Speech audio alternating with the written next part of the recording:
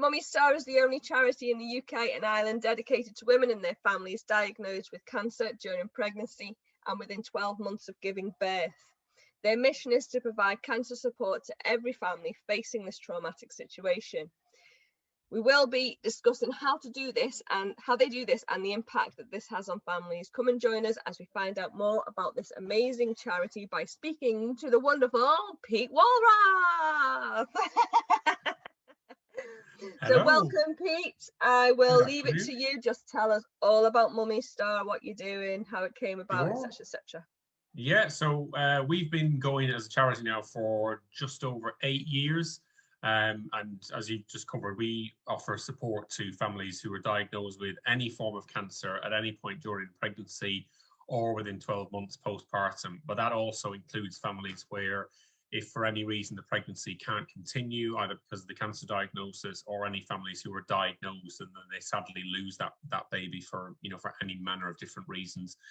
And it's a mix of emotional support is by far and away the biggest thing that we offer in terms of, and I'm based that on the feedback from the families that we support in terms of being able to provide that emotional connection to other women that are going through a similar kind of situation. And you've got all that shared understanding of what it's like to juggle bringing up a newborn baby or trying to go through a pregnancy and having this whole whirlwind around you of what does the cancer diagnosis mean, what does it mean for you, what outcomes does it have on your pregnancy, what it's going to be like once you've delivered that baby, and how is everybody going to manage.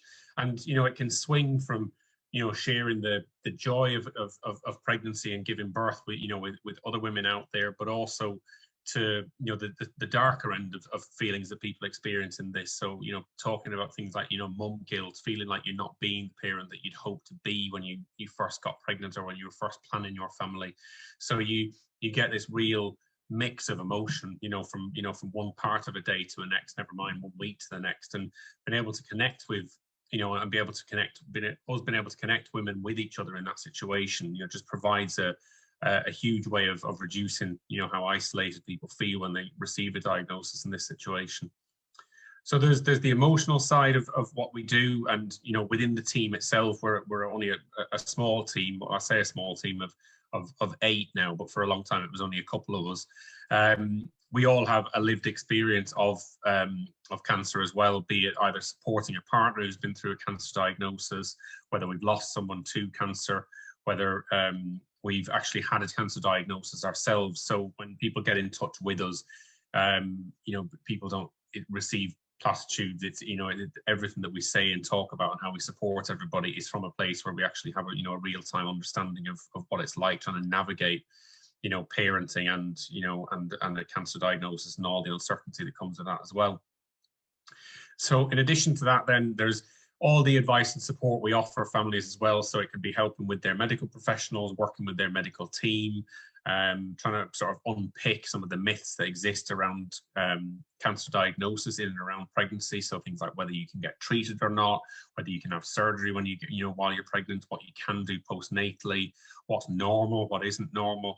And it's all in an effort to try and create a better understanding really of what choices people really do have during pregnancy, because unfortunately with anything that we deem as rare or anything that we don't hear talked about an awful lot, people presume that we don't necessarily have choices, and the truth of the matter is even with a cancer diagnosis in pregnancy, women still do and should have all the choices that any other pregnant woman should. But we all our natural places that we get scared of the things that we don't understand, and so that makes us reduce people's choices. And so we do an awful lot with health professionals to try and ensure that they're aware of how much choice women really should have, and it's all with the ultimate aim of ensuring that any woman who's diagnosed with a cancer in this situation is seen as a pregnant mum or a new mum first and foremost, and is seen as somebody with cancer second, if you like. So that the focus can be on the thing that is there to be celebrated, but that's notwithstanding, having an understanding of what she's actually going through. We also offer, as part of our support, some financial aid to families as well, and that can be towards any of the, any number of the unseen costs that we know come in with any cancer diagnosis, irrespective of, of anybody's, existing situation. So they're non-means tested financial support that we offer families as well, because we live to our means, and that can be anything from trying to help with the practical side of things around the cancer diagnosis. So it might be extra child support around the chemotherapy regime that somebody has planned. It could be around treatment. It could be recompense for the partner who's having to take unpaid leave around appointments. But equally, it can be around things that give mum or the parents that bit of time back with baby, or it might be something that they're deeming as a luxury in their situation, but they can use it for, we have many families, have things like, baby bonding classes, swimming classes, antenatal classes, baby massage. And it's anything that helps draw back that bonding period with that baby that those parents may well have lost because it's just been interrupted, like I said, with extended hospital stays, surgery, recovery, fatigue and all the side effects that come with different chemotherapies and radiotherapy and everything in terms of the actual treatment.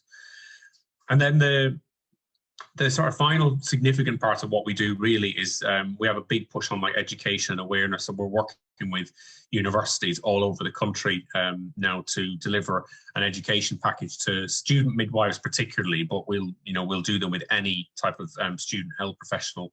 And that's so that we can try and get an education around the fact that cancer and pregnancy does happen when they are still studying, so that as soon as those student professionals go into practice, they carry that knowledge around the choices that cancer and pregnancy can and should have, for any of those families that they may come into their care over the next sort of few years or even decades. And the reason that we've got such a big focus on that is because we see a real swing in terms of the staff that the medical staff that our families come across. So they can have a midwife one day who has only been in practice 3 years, but is still in that stage where they're just offering everything that they know and have been taught to every family under the sun, and they get all the choices. Equally, you can have somebody who's been in practice 20, 30 years, can have never seen a single case of cancer and pregnancy. And even with all the experience they have over the years, is still caught with rabbit in the headlights kind of reaction as to, oh, what can I do for this woman? Does this mean I have to have her in the hospital? Does this mean she can only birth here? And the reality is that she can have a home birth. She can water birth if she wants to. And it might just be that we just need to jiggle things around a little bit. So it's all about broadening health professionals' horizons as well, within their own field, because it is just, the truth of the matter is it's just rare that you meet somebody who is a bar an oncologist, on the odd occasion. It's rare you'll meet somebody who's ever come across more than 2 or 3 cases of cancer in or around pregnancy in their career. And I guess from an occurrence perspective in terms of figures, I mean, you're looking at an average of 1 in every 1,000 pregnancies in the UK over the last 5 to 6 years will see a cancer diagnosis in or around the pregnancy. But when you look at that against the birth rate in the UK and what it looks like it will continue to be over the next sort of 5-10 years, it still equates to about 2 women a day being diagnosed in the UK with a form of cancer. And I'm sure, you look at that and think, well, that doesn't seem so rare anymore when you're looking at those sorts of figures. Sorry, just unmuted myself. I was aware of the noise in the background. That's quite scary, that, isn't it? That is still a lot, though, 2 a day. Yeah, that is scary.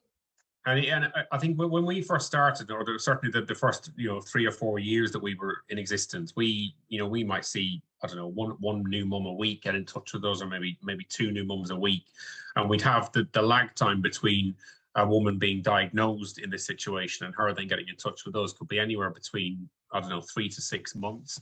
Whereas those figures, but that was purely because of information not necessarily being where it needs to be at the time, or not enough professionals being aware of us.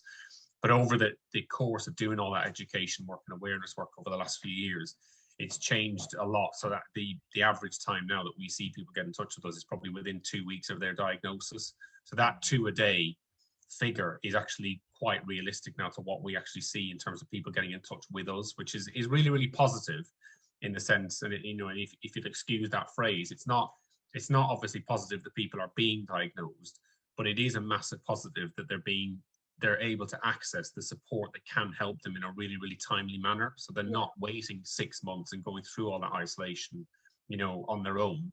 They know that there's an outlet specifically, for them at a moment where they're still in that, I suppose, that fuzz of having just been diagnosed. And any of the those that are joining us today will know only too well. You get your diagnosis and you get handed a bundle full of leaflets, and it's like picking through them all, thinking, well, does that one really me? Well, that one's life after cancer. Why am I being handed that? It's not relevant yet. I don't even know what life is after cancer. And then you get handed something that says, cancer during pregnancy. That is like, oh, that's me. That's what I need now. That is very where we're at, and they're the struggles that we're going to experience.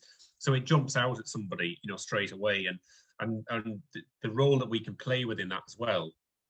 Because like you touched on at the beginning, it's about collaboration. It's not about us sitting there thinking, hey, we're Mummy Star, we can do all of it. We can't, and we don't profess to. But it's about us. We try and facilitate making sure that the support that those families need at that point is the thing that they have in front of them, rather than just unloading them with, here's a list of 100 different charities that could help you right at this moment in time. It's like, these 3 are probably really useful. I don't know, Osborne Trust could be really helpful if you've got young kids. Get in touch with them for a treat for the kids while you're going through your diagnosis. We'll support you through that. And Joe's Cervical Cancer Trust can be there to provide you with the specifics on your treatment. And it's drawing all that in and making sure that that families have access to what they need, rather than that. I'd sometimes refer to it, it's like the difference between meaningful signposting and just handing somebody a bunch of leaflets. It sounds like you've got the same bugbear that I have. I cannot stand that handing of a load of leaflets. I cannot stand it at all, because if you are in a cancer diagnosis, never mind a pregnancy as well, but if you get that cancer diagnosis, you literally can't think of anything else but that. Never mind read anything, because this just says no and switches off. I remember it myself when I went through it. I couldn't read a thing because I was so stressed that my body wouldn't take anything in. I could scan the words, but it wouldn't go in. So to give someone a pile of leaflets, read these at that time is just ridiculous. It's ridiculous.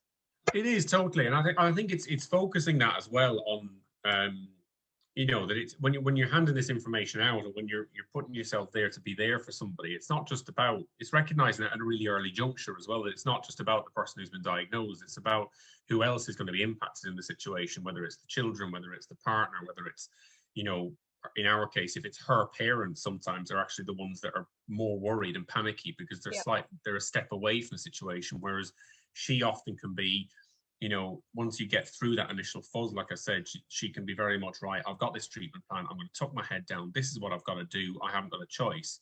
Whereas you can often get this peripheral panic from other parents that is, you probably felt this yourself, where sometimes you can deal with your diagnosis yourselves as a family, but the hardest part sometimes is the thought process of actually having to explain that to somebody else who loves and cares for you. And I certainly remember our most difficult situation was actually telling my parents and her parents we could deal with it as a family. We were the ones that were in the thick of it. We had no choice, but they had to watch from outside in. And I think there's little nuanced elements here that I think get missed in that. It's likewise, it's like the partner's aspect of it as well. It's like, right, how are we going to support them with the kids? How are we going to support mum through her treatment and her emotional well-being? How are we going to make sure that the partner is we're being mindful of their well-being in this as well? Because it's no big secret. Men especially don't particularly openly talk about how they find it, and they can be very much one of either run away and ignore the facts.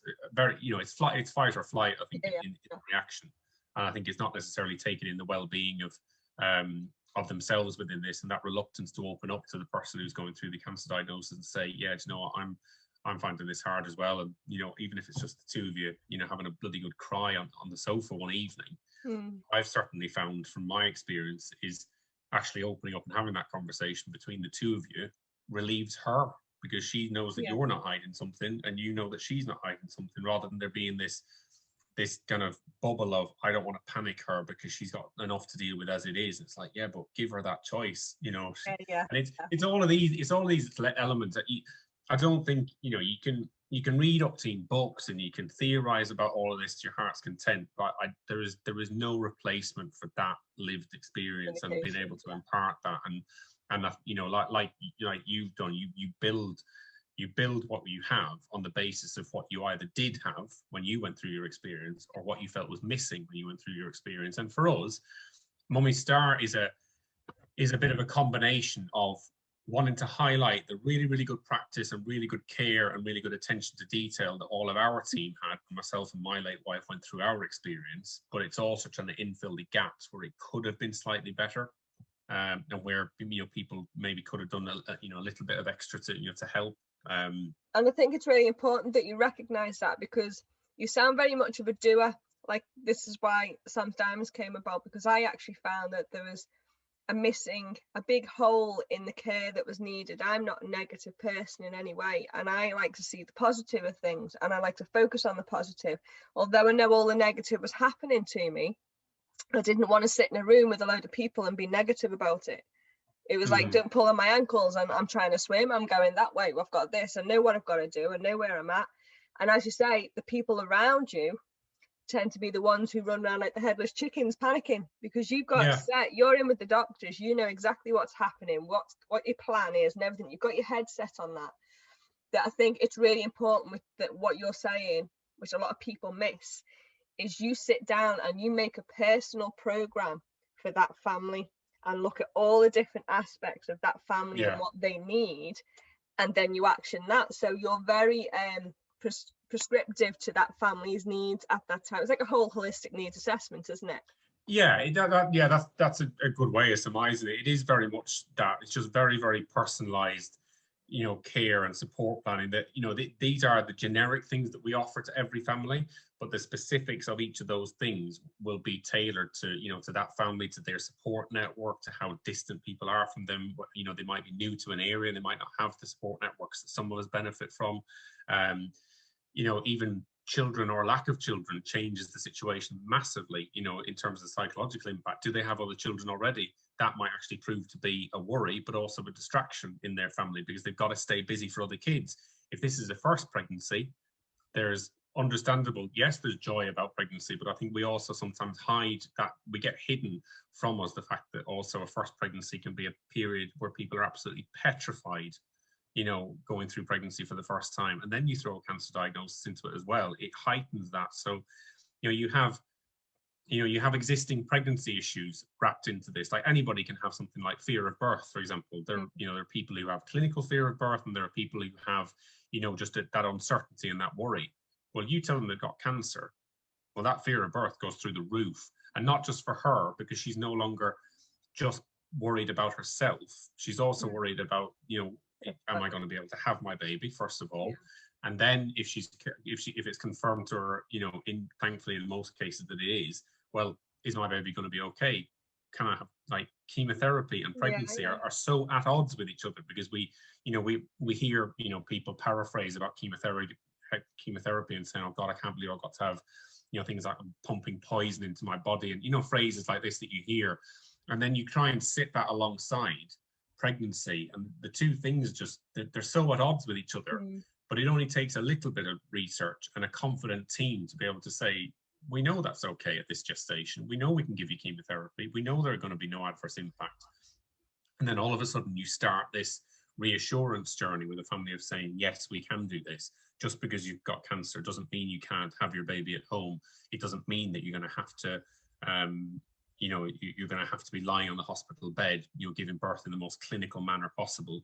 That's not to say it's bad. So, some people prefer the safety parameters of being in the hospital and birthing, but other people, it's not the birth that they had in mind. So it's taken into account all of these, these different things. And, one of the other big impacts, in this situation as well is, it's things like breastfeeding for many women, that normality of expecting or wanting to, to breastfeed a child, whether they've had children before or whether there's something they're looking forward to doing for the first time. And, you remove the option to do that for a woman, it has a hugely traumatic, effect on somebody, because they're having, it's control being ripped away from them again. And it forms, for those women who do choose to breastfeed, it forms and offers a huge bonding experience. But to take it away and not have a safety net underneath to catch them or to offer them an alternative, whether it's, I don't know, donor breast milk, because we, it's just something we do a lot of work on, on getting for families.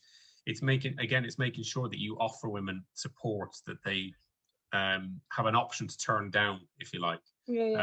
So, you know, in that example, it's the difference between, well, if you gave birth tomorrow and you were planning on breastfeed, the first thing you'd be offered is breastfeeding support worker to visit you maybe at home after the first week, see if you were having you'd managed to get a good latch, or whether there was any issues around, feeding and attachments and everything.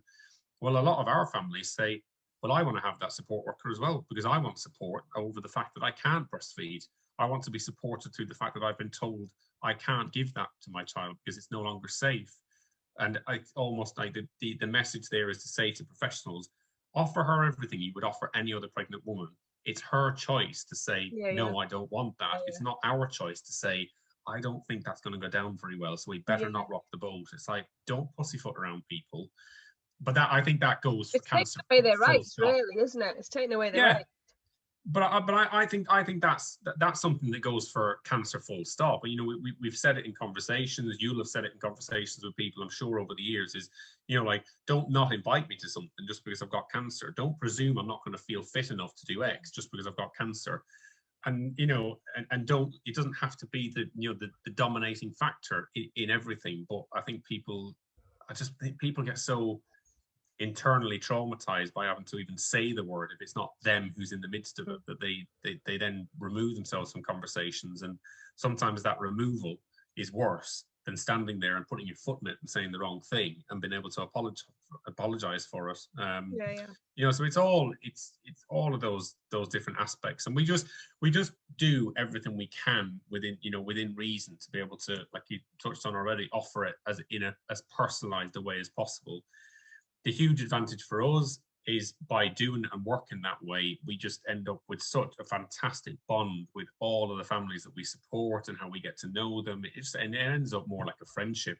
It's not a patient professional relationship, if you like. It feels like a much closer bond than that with all of our families, and I think that's why it works and has worked as well as it has done over the last 8 years.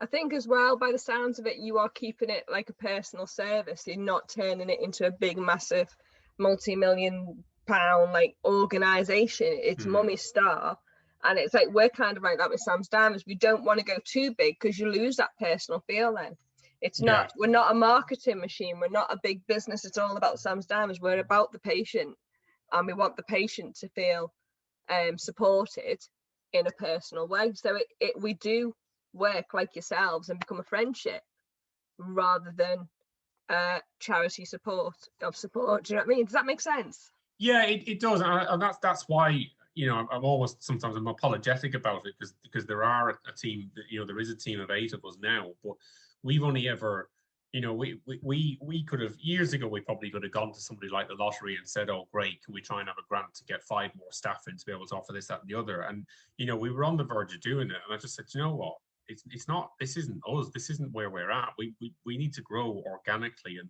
we've only ever added and grown the team as and when we've had enough women in touch with us to justify that we need to have that resource in place, because we as an organization, we are totally reliant on donations, and the last thing that I've ever wanted is being seen to being frivolous with all the effort that people go to raise money for you. So but how we've built and grown steadily over the years, I think we've probably added a member of the team once every, I don't know, 18 months, if that, over the last 8 years.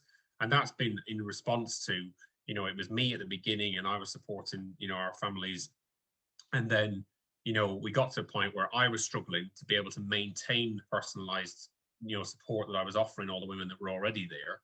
And then I thought, right, well, we need to bring somebody in, and we decided that was the right thing to do. And then as soon as you add somebody in to help out, then it generates more interest, and then you get even more people finding out about it, which is fantastic.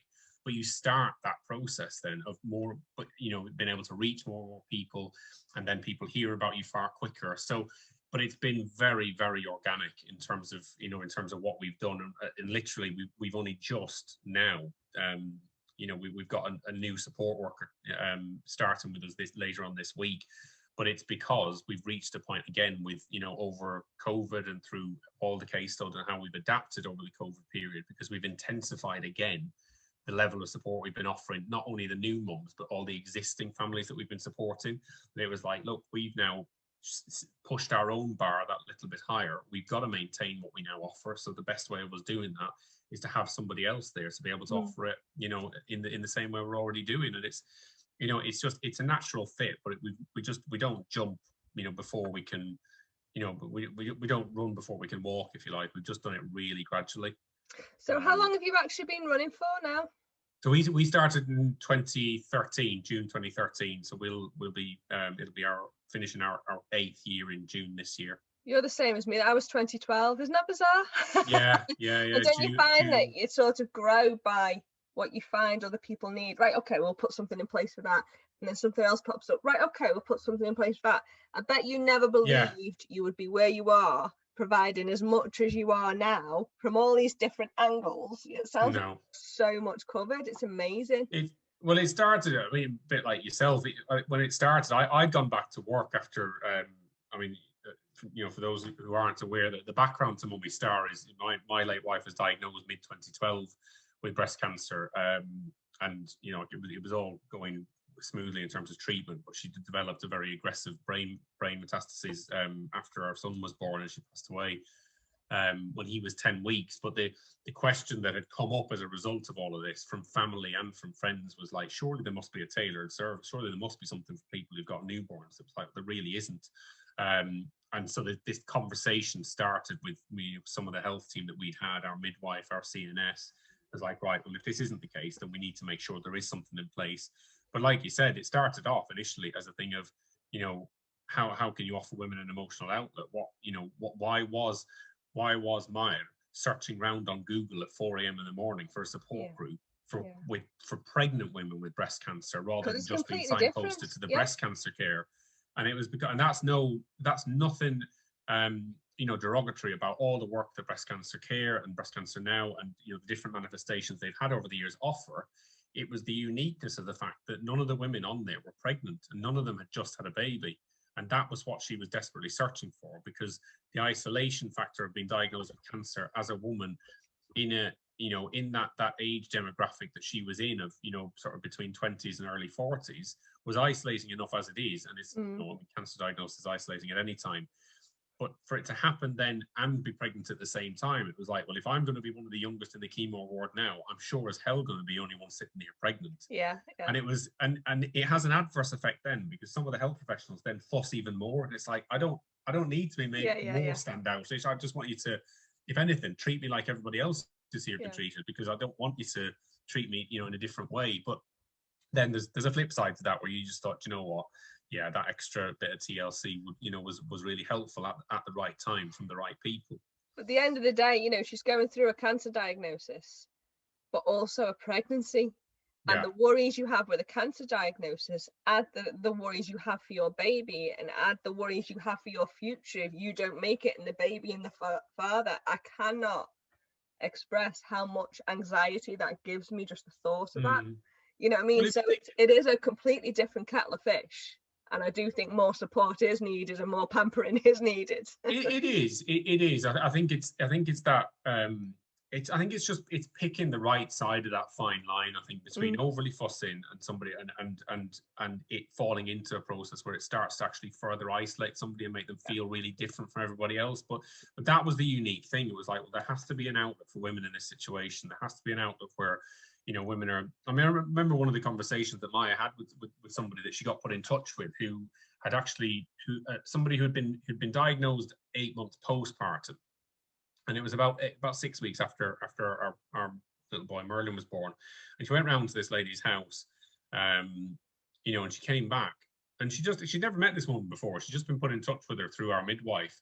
And she just came back with this sense of validation. Suddenly, it was like, it's okay to feel crap and have a newborn. Yeah. And it's like, well, and I greeted it. I think because I don't know, I've always been attuned to this kind of stuff, but I greeted it was like, it's okay to feel crap without cancer and having a newborn. You don't have to be full of the joys of life just because you have a new baby, because it's knackering, and you know, because people can have anything from baby blues to PND, but also you can just be having a lousy day. But I think what she got, and she didn't realize that she was seeking, was the validation that in the midst of a cancer diagnosis, when maybe there's a preconception that, but that baby will give you that silver lining. Surely Yeah, that baby yeah. will carry you above everything. It was You like, must be no, so that happy. actually Yeah. is, it, you know, it exacerbates the issue, if anything, because you can be, you know, totally, you can be bedridden, you can be fatigued to the nth degree because you just had chemotherapy, and you're expected to almost suddenly be like, oh, I'll be down on the floor playing with a baby. And I mean, you know, if Oh, you I'm think, having a baby. It doesn't yeah, work that way, does it's it? Yeah. totally not at all. If you think, you know, if you think of your own side effects that you've experienced, if you think of being fatigued from chemotherapy, and then the idea of lying almost horizontal on the floor to play with a baby, you just want to doze off. You're No, not going yeah, to yeah, want to be yeah. down there staying active. I mean, it's hard enough as a new parent, you know, suffering from Yeah, sleep yeah, yeah. deprivation as it is. Never mind throwing, you know, chemotherapy into the mix, and it's all of that, but it's that direct interruption as well. If you know, if bear in mind in her case, she no sooner had Merlin, and she started chemotherapy again 6 days later. So she hadn't even got that baby blues kind of No, period of, no. you know, maybe a fortnight initially out of the way, and it was like bang, straight back onto chemo, and suddenly, you know, a higher strength chemotherapy that she'd been on, you know, while she was pregnant as well. So it's all that kind of stuff. But equally, then that's where it became clear. It was like, well, you know, we're fortunate enough that we both, you know, had good secure jobs and we were financially secure. And I think what I started doing then was examining all the different, well, what if you weren't like us? What if you didn't have your family around the corner? What if you Mm. didn't live in an area where you had a big support friendship network? What if nursery didn't quite understand why you needed extra hours and they were willing to just chip in that little bit and Yeah, not ask yeah. questions? And and you started examining all the what ifs, you know, like what if the other parent already had cancer and then she got diagnosed, and every time you thought you saw the worst case scenario, something else would come along. Like you know, you'd have a mum who'd just been diagnosed with, you know, with a baby, and be thinking, God, this is really tough. And then you'd hear about a mum who'd just been diagnosed and she's got twins, and then you'd be like, right, well, this is bad enough Oh with my one goodness. baby. How the hell would you cope with Yeah. twins? We have had one case of triplets. I mean, thankfully, mum is doing fine, but it's just that thing of, you know, if you think you've thought of the most complex situation possible, it gets trumped, and that's I think probably the most shocking one for all of us. I think to date has been a situation where, you know, where the partner already had cancer and then mum's been diagnosed in the middle of the pregnancy, and you're thinking like, what happens here? Wow. Who takes the priority, if anybody ever should take the priority?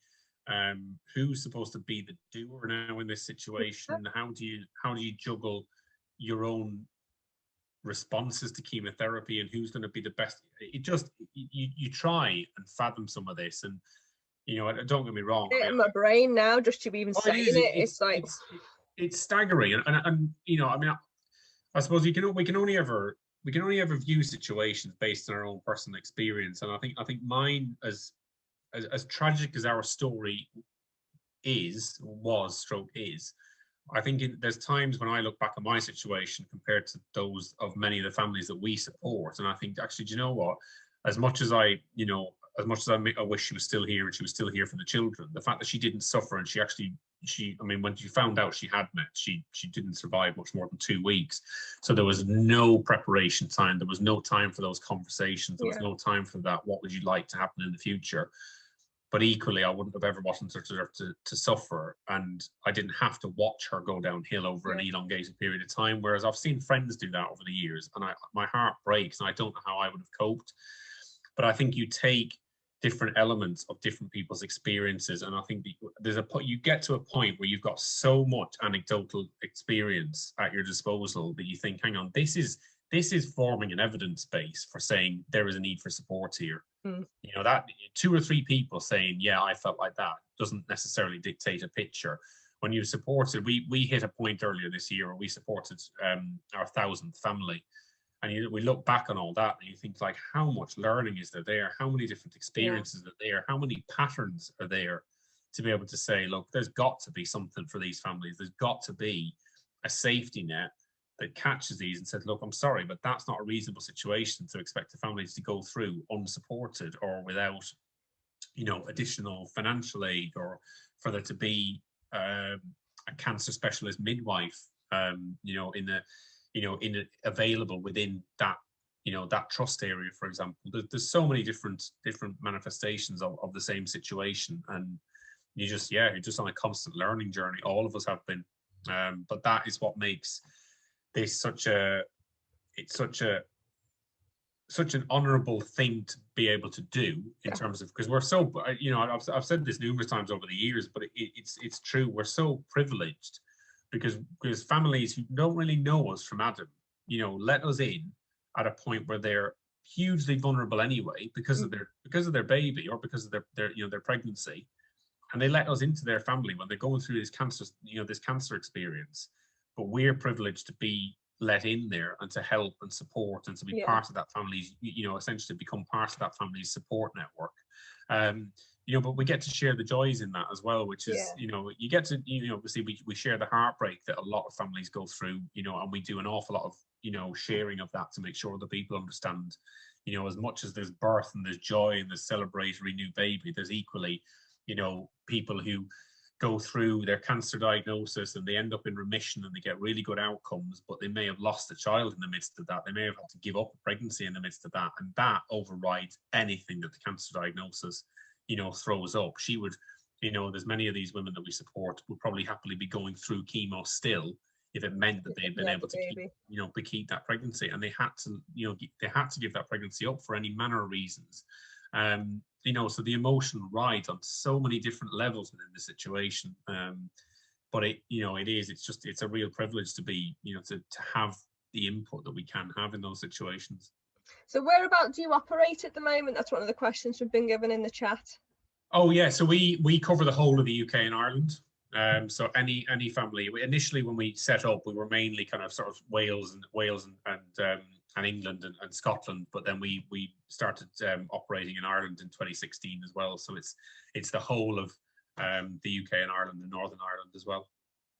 Right. Okay. And it's at any point, one of the questions we get asked sometimes is like, how long do you stay in touch with the family? It's literally that family want to stay in touch with us forever, then they're welcome to. We don't have a cutoff period. It's very much, we just revisit families. When the contact starts to dissipate a little bit, which it naturally does when people aren't right in the midst of treatment. We obviously have check-ins with families regularly just to ascertain exactly how often they'd like us to stay in touch, how often they want us to check in with them. But interestingly, what we often get is families get in touch when they've been diagnosed. They acknowledge that we're there. They'll say, yeah, that's great to know. And then we might not hear from them for about 6 months. And it's after they've finished their treatment and after they've gone through the surgery and after that, almost, if you like, that emotional stock takes place, that's when we start to really, really kick in terms of the emotional support and well-being, because that's the point where everybody starts that processing. That I've never been keen on the phrase new normal. It really irks me, because I always think we shouldn't be verbally restricting people on how they live their life. If you want, nobody has a new normal. If normal is to you, if you want it to be what you did before, it can be. If you adjust things because you choose to, you can do. There's no, I don't think any of us are in a position to dictate what normal is to anybody. But it's that process of taking stock, and it's what we refer to it. When we start, we've got like the support through birth, through pregnancy, through loss. But it's also what we refer to as that beyond period, and beyond cancer can mean anything. It can be being in remission. It can be, cover things like, going into menopause early. It can be, coping with loss of fertility. It can be, being diagnosed with secondary cancer. Issues that are ongoing around things like, body confidence, sex and intimacy, nutrition, lifestyle, diet. There's so many aspects to it. It's huge, isn't it? It's massive, and it's arguably, it is the bigger part. I think if you were to give cancer a timeline in terms of, I suppose, what people are exposed to when they're diagnosed, I guess the actual treatment and the surgery bit for many people can be there, but the beyond bit is like that. It just, it comes and goes, and it's like if you'll forgive the phrase, but it's a bit like when people say, and said to me over the years, grief is supposed to be like this, and in reality it goes like that all over the place. And I don't think beyond cancer is any different, because everybody goes through an anger period and a loss period, and there is a grief of of what you were doing just prior to this happening. Like you might have been be grieving the fact that you're not going to grow a family anymore. That might be a grieving of, I don't know, it could be you just don't have a thirst for what you used to enjoy. Like you might want to change career, you might want to anything.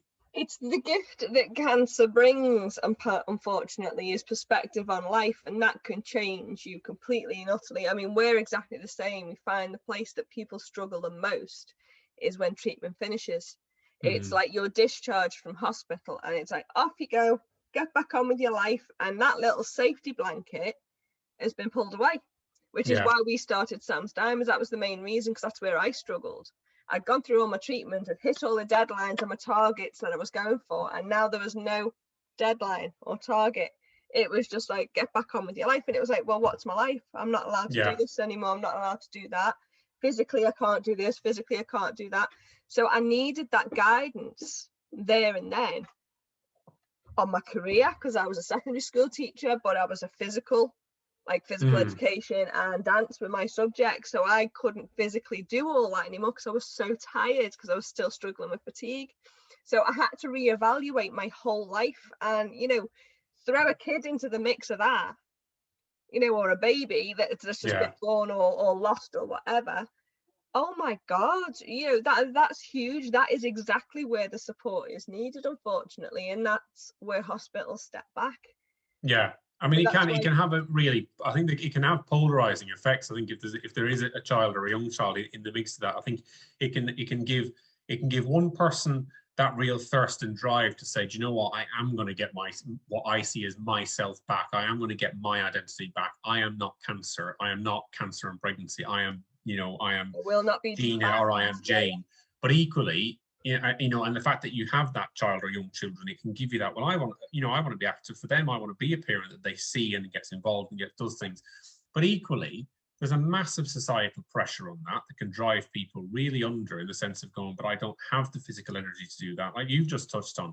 Now, I can't physically do the things I used to do. I don't feel like running the way I used to run last year. I don't want to go swimming the way I used to swim. I can't physically do certain things because you ache and you've got so much just chronic fatigue and everything else that kicks into it. And I think I don't know, I've always felt about this sometimes. I'm surprised that more people, when they go through cancer, if they go into remission, they don't just just totally turn their back on the entire cancer world and go, right, do not come near me again. I do not want to hear about it, see it, fundraise for it, anything like that, because that has dominated my life. Equally, and I suppose I'm a bit of a hypocrite in saying this, I can equally see how you can become submerged in it, because you think, well, I want to give something back and I want to make a change and I want to make a difference to people, because that was not there beforehand, and you end up so embroiled in it. But I think there's always pluses and minuses of both. I think if you do something like I've done, or if you do something that you've done, when you hear of a friend being diagnosed or you see a family member going near it, it's there and it's right in your eye line, and you don't find it creeping up on you and jumping out. Whereas I think years ago, I think when I lost mine, I could have very easily just gone, do you know what, me and Martha and Merlin, we're just going to tuck tail and run. I don't want to hear about this ever again. And if I had then heard of a friend be diagnosed, I think that would have brought so much down on me, like a ton of bricks. Like, God, here it is again. Here's cancer again. And I think it's almost sometimes that it's like, keep that devil on your shoulder. If you know it's there, you can keep tabs on it. And I think it's close, isn't it? It's exactly that. And I think sometimes it's just, it can jump up and it can spike you some days, and you think, Jesus, why do I do this? Why do I keep it? Why do I keep what took from us so visible? But equally, then you get some feedback, or you see the joy in the kids' faces, and like my elder two, definitely they know it. It's part of what they've grown up with it. They've seen it since they were little, but they love the identity that it has, and they love how there's so many people around that they never would have known, arguably, if this hadn't come about. So it's that isn't for 1 second wishing away mum and what we've lost. But we've just been fortunate enough, I think, and I'm sure you have as well. You just end up surrounded by such an amazing group of people, that you I think you just share energy with, that gets you through some of those rough times when they do come. And you do have them. You do carry on having them years later, don't you? Yeah, you do, and it's the high risk nature of doing this. Is you are sadly going to lose people that you become very very close to, and nothing ever makes that any easier. It just doesn't. But you know, you made a difference in their life, and you made that little bit better, you know, before they went. You know, Yeah, that's what you have to hold on to, isn't it? You know, it could have been a lot worse without you. yeah, and it's If you that weren't there. feedback that you hold on to, and from people over the years hearing. And the biggest thing always is just it made me feel less isolated. If we hear that once, we hear it, from numerous women. It never gets any less impactful hearing that, because that right at the core of all this, back in 2013, in 2012 even, that was the aim, was just like, can't feel that isolated, when you're going through a situation like this. Yeah. Can I ask you a couple of questions, just like Sure. because of me and my lack of knowledge on these things? So, you know the way you say you support the whole family. Yeah. Do you support like gents who have been left with the baby as well? Yeah. So It's not if just mums. no, so if we lose a mum for any reason around it, because obviously she'll have been in touch with us because she was diagnosed within those time periods, during pregnancy or within 12 months. So if we do lose a mum, I'm in touch with already, or we do everything we can to ensure that I can support the dad. I have networks that I've been part of since I lost mine years ago, and I draw the surviving partner into that network. So a bit like the support network that we have for our mums when they get in touch with us.